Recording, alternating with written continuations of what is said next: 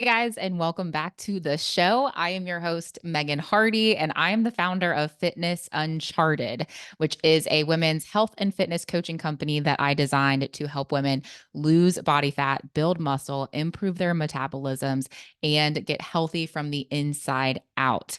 And today, you guys, we're going to be talking about what makes a great decision. Like, how can you make great decisions in your life to change your life for the better? And we're going to be applying this specifically to your health and fitness goals, but you can really apply this to any area of life.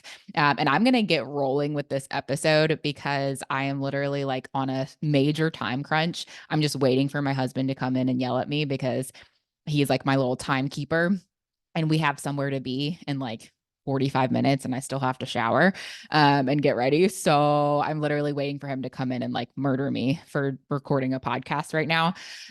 So anyway, I'm going to roll through this. He's my timekeeper person. He's a business process analyst. And also don't tell him that I said that because now he has some new job title. And it took me like 5 years to learn that job title. And now I don't even know what his current job title is. So anyway, he would be like rolling his eyes at me like, that's not my job title. But I honestly don't know what it is now. So anyway, but that being said, he's all about a process. And he's like, you need to get showered first and then do whatever else you have time to do after you shower, because you always try to do too much in a short period of time. And then that's why we're late. So anyway, that being said, let's jump on in because I know he's probably like, it's like going to be minutes, you guys, before he's like knocking on the door, yelling at me. So anyway, let's talk about it. This was actually inspired. I have to give credit where credit is due to John Maxwell. Go listen to the John Maxwell Leadership Podcast. Amazing, amazing, amazing. Even if you're not in a leadership role, like just leadership principles that will serve you in every area of life. And you really are a leader, even if you don't consider yourself one. If you have if you have kids, if you have a family, if you have anyone under you, employee wise, even in maybe your friends circles, like maybe people look to you as kind of a leader. Like you may be more of a leader than you think you are.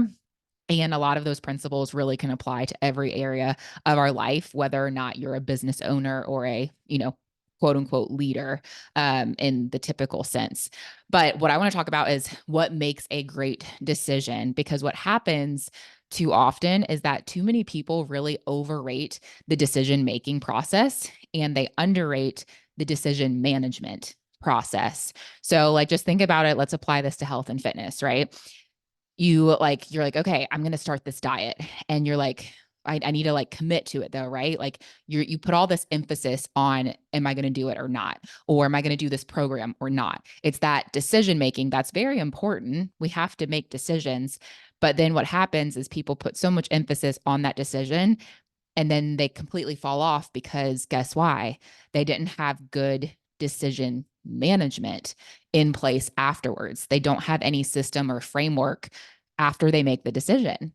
So then the decision that they made actually doesn't have that much impact or, importance because they're not doing anything about it. So when you apply that to like, say, a diet, yeah, you make the decision to do XYZ diet, but then you don't actually manage, do the things you need to do, like, eat the food, the right kind of foods, incorporate more activity, like get the right amount of sleep. Like you're not managing your time or your efforts appropriately, then the decision making was really overrated. So that's what I want to talk about today. And one example outside of the health and fitness space is just think of like a marriage. When you're choosing to get married to someone, like that can be a really great decision. I know that like choosing to marry Justin was like one of my greatest decisions that I've made.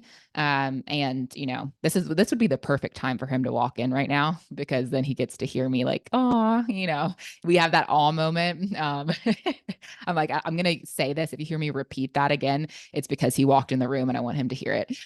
Just kidding. But that was a great decision. But we don't have a great marriage because we decided to marry each other. Like we have a good marriage because, and I say good because it's not perfect. Like we have our issues, we have our moments, we have our tiffs, like any marriage. But we make a daily decision to manage the marriage well and to do our best to do that, even though it's not perfect. Like that's a daily management decision of how we're going to do it. And that's why, like, I personally think the whole, like, oh, we just fell out of love, like, we're not happy anymore.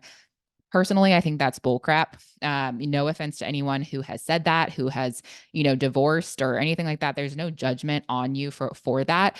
But if it was just on the principle of we just weren't happy anymore, like, one, happiness, that's a choice. You might have been in a bad situation and maybe it was the best decision for you to get out of that relationship.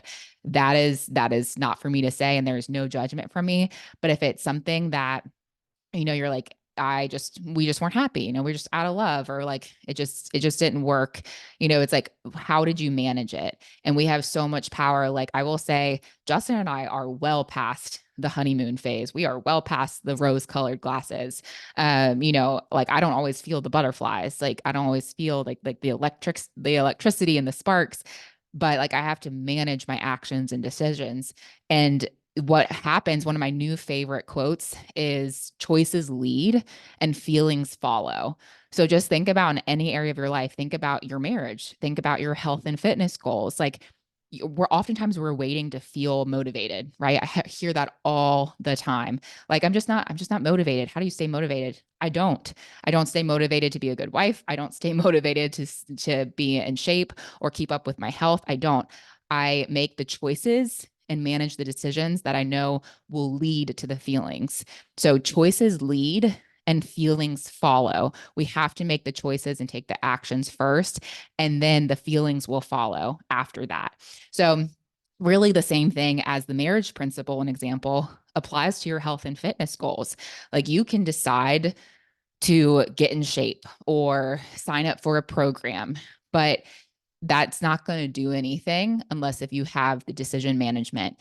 It's the decision management that will make you successful or not, right? Like, we know that any program, if you sign up for my program, you're not going to get results unless if you manage that decision well. If you do the daily things and start incorporating the daily habits to make that choice a good decision. Like, it's not magic signing up for my program. Like, it's a great program, but it's all very much based on you, right? And how you can manage the decision that you made to do it. So, I want to talk really quick about a couple ways to prioritize your decision making. So this does go back to, okay, how do I make that good decision?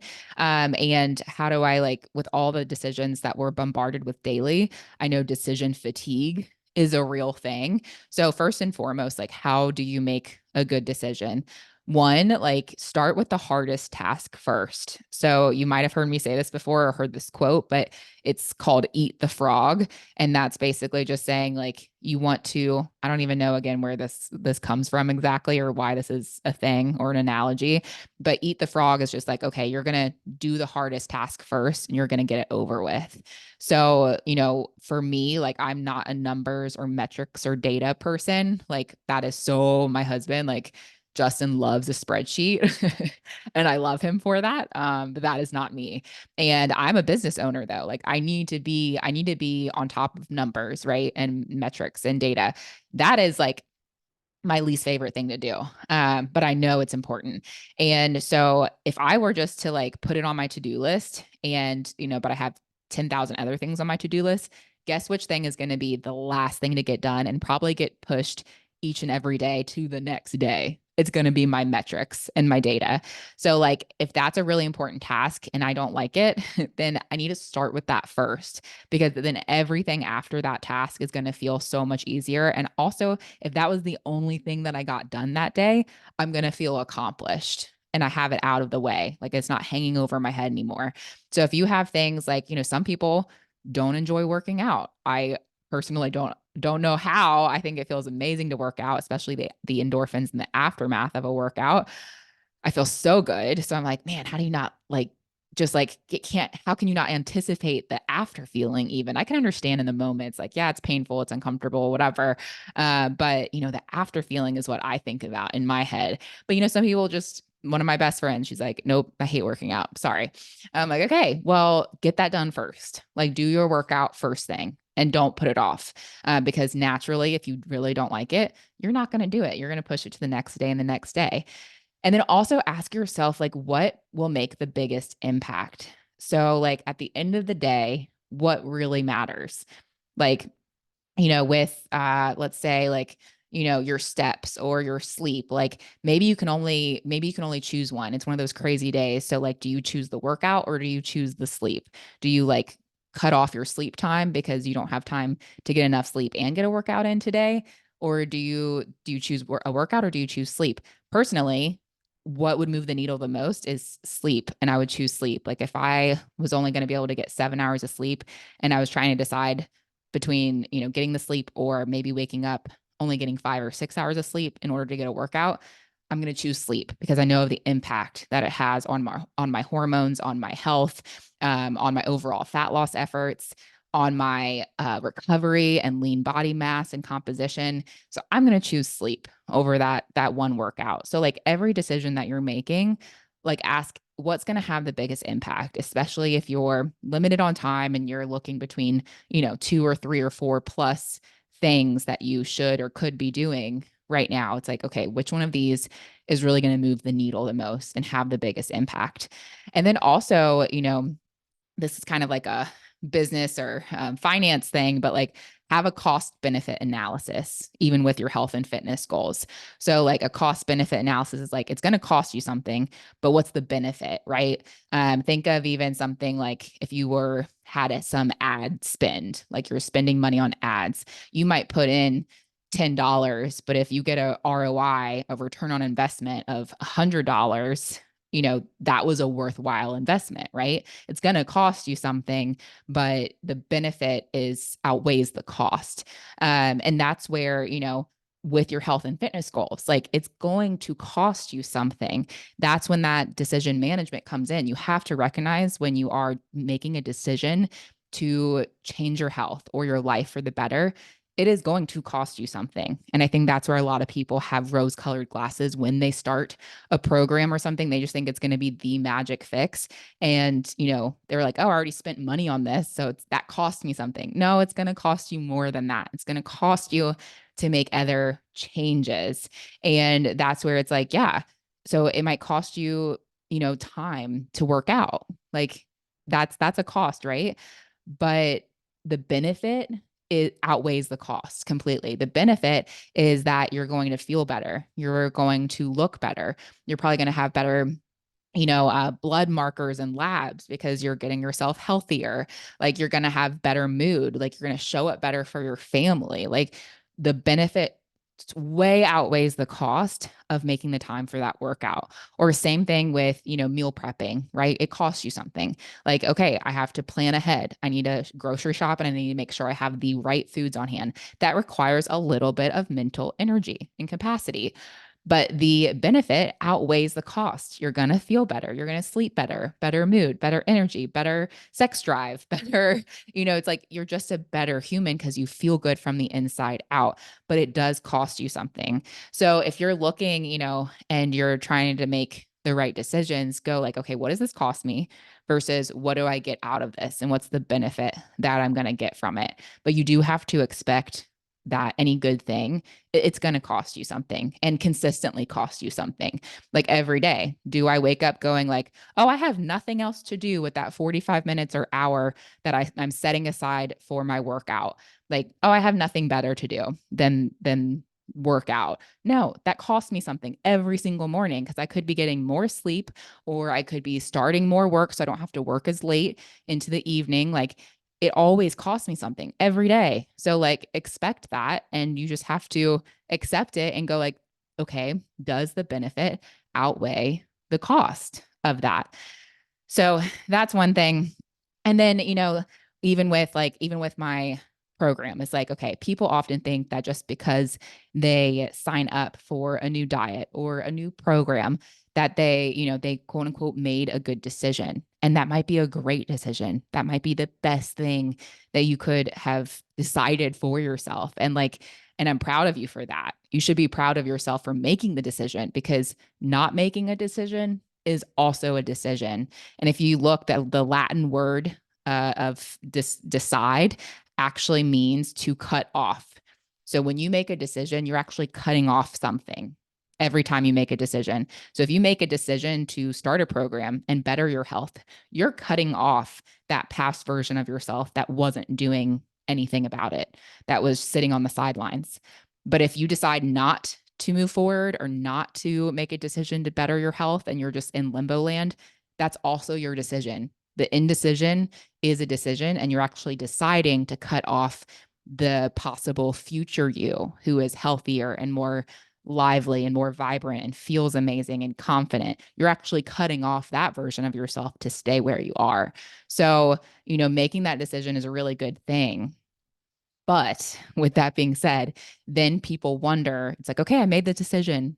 Magic should happen now, and people wonder why they don't get results because they made such a good decision or they thought it was.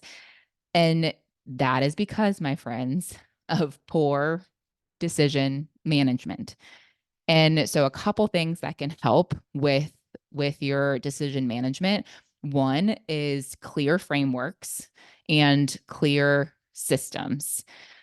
So you have to have a framework and a system in place. So if you just expect to start a program or a diet and go into it thinking everything's going to work out, you are 100% wrong. I can tell you every single client that I've ever worked with has had something go wrong or come up, or literally just had a client the other day in a car accident. I've had clients who have had, to have certain surgeries. I have clients even not on that great of a scale. Maybe it's like they found out a loved one has cancer. They have sick children. They're just struggling with mental health. Every single client, I can say like every single one has had something go on in their life. So if you start a program thinking it's all going to be hunky dory and wonderful, you are setting yourself up for failure.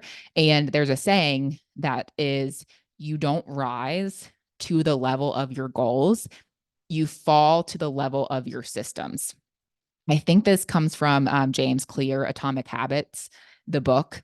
It's amazing. If you have not read it, please go buy it on Amazon today. And I don't get any kickbacks. I'm just like a huge supporter of that book. But I don't know if he was the original person to say that or where that quote came from, but you don't rise to the level of your goals. You fall to the level of your systems. That means we can have really great ambitions, really great goals. And like goals are so important, but it's the systems that make us successful. And that's where it's so important to have a plan in place, because if you are just throwing spaghetti at the wall and hoping it sticks, like because you had good intentions, like that's the spaghetti is your intentions, right? You throw that out at the wall and hope it sticks, it's not going to, right? You're not working with any kind of plan or system or structure. And as soon as something goes wrong in your life, as soon as ish hits the fan, which we know it's going to, you're going to fall off and you're going to go like, dang, that was the wrong decision, or it didn't work for me, or something like that. And that's not the case. You just didn't have good systems in place. And then secondly, you need to have a support system. A support system is so crucial, and accountability. I will say I personally work with coaches myself. I am a coach and I have coaches. Coaches need coaches. We need people. We need accountability. We need people to hold our feet to the fire. We need to actually write things down and put pen to paper, to hold ourselves accountable. We need sometimes we need to pay, like people who pay attention. Sometimes literally just by opening up your wallet and paying someone, you're actually have skin in the game. Like I will say, I've worked with clients and given away free scholarships as a part of our free Facebook group. If you're not in the group, go join it. Like I'm talking about right now, sometimes I give away free coaching, but I will say those clients are usually the ones that get the least the less results or lesser results than our paying clients. And that's because they don't have skin in the game, right? So like you need to have skin in the game. You need, even if it's uncomfortable, even if you mess up and you're kind of feeling a little guilty because you messed up, you need to have that person that you actually go tell and talk to about it. That's called accountability. And there's actually been some studies showing that people who have that accountability are approximately 65% more likely to meet their goals than not when they commit to someone else. So by committing to someone else, having that person to hold you accountable, that person that you don't want to let down, you are 65% more likely to reach your goals. I've even seen some other stats that it's as much as like 80% more likely, which is just crazy. So, I mean, I work with coaches personally. I'm like, I have business coaches and content coaches and people who are 2 steps ahead of me because I'm like, you know what? One, I personally, when I pay money for something, I'm going to do it. Like, I'm not going to waste my money. So I've paid these people good money. I'm going to do it. And then also, I can trust them that, like, they're 2 steps ahead of me. I've seen their success. So if what they're telling me to do, I can just implement. I can save myself the headache and the time of trying to figure it out, and I can stay in my lane. Like, I know what I'm good at. I'm good at fitness and nutrition. I am not a business guru. I am not a content guru, right? Like, I need help in these other areas. And I'm seeking that out from someone else who can give me the tools, give me the framework and the systems that have been tried and true and proven to work. And they also can give me the accountability as well to show up. So have your support system in place. And then last but not least, be sure to monitor, evaluate, and adapt. We have to be adaptable and we have to be looking at, like, okay, what's working or what's not working. Like, we have to monitor that. Think back to like marriage. If something's going wrong and you just ignore it, then you're doomed for failure. Like, divorce is definitely in your future. If you and your spouse are just having miscommunication and you ignore that and you don't monitor it, evaluate, and adapt, then it's doomed to fail. Same thing applies to your health and fitness goals. And you always have to have a plan B. Like, we need to learn how to be flexible instead of throwing in the towel, especially if that tends to be your personality. Like, maybe you are more lighthearted in the sense of like, well, that didn't go right. Oh, well, on to the next. Like, no, we need to evaluate and go, why didn't that work? And then how can I do better tomorrow without any guilt or shame or anything like that? No self-judgment, just going, okay, so today, let's say, for example, I missed my workout. Okay, why did that happen? Okay, I said I was going to work out at 7 a.m. I didn't. Instead, I got on social media for like 5 minutes, which turned into 20 minutes. And then I was late to getting the kids' lunches made, et cetera, et cetera. Right. Like, okay, so tomorrow morning, I'm not going to scroll for 20 minutes. I'm going to jump right out of bed. And yeah, maybe I do get interrupted by the kids, but at least I got 20 minutes in before the kids interrupted me, right? At least I got a 20-minute workout instead of my 45-minute workout that I planned. That's still improvement. So, like, especially, I mean, this especially goes to my mamas out there. Like, you have to be adaptable and flexible. Like, that I'm preaching to the choir here. But we have to actually monitor, evaluate, and adapt. And that's how we manage our decisions. And being a good decision manager is how you're going to get results. There's nothing magical about making the decision. It's what you do after you make the decision that matters. So, anyway, I try to go as fast as I could for this episode. I can literally hear my husband in the next room. So I'm getting antsy now because I know he's like listening and waiting. But anyway, so that I'm going to leave it there, you guys. I hope that was helpful and encouraging for you, especially if you're someone who's like, man, I just don't have the motivation, or man, I've made a lot of decisions and they've just like failed, or whatever the case is for you. Like, I hope this is encouraging and also gives you your power back instead of going like, man, that didn't work. I hear so many times women are like, I just feel like it's my body. I just feel like something's not working for me, whatever. And it's like, are you doing this, this, and this? Like, actually, it can be very encouraging and reassuring if we can be open and honest with ourselves and go, actually, you know what? I'm not being super consistent with this, and this. Maybe it's not, my body is not ruined. Maybe my body's not damaged. My hormones aren't tanked. Like, maybe it's, there's some decision management that I could do better. And that's actually a really encouraging thing. It gives you your power back. So you're not the victim, you are the victor, and you can change your life. So anyway, guys, hope that's helpful. I will catch you guys on the next episode.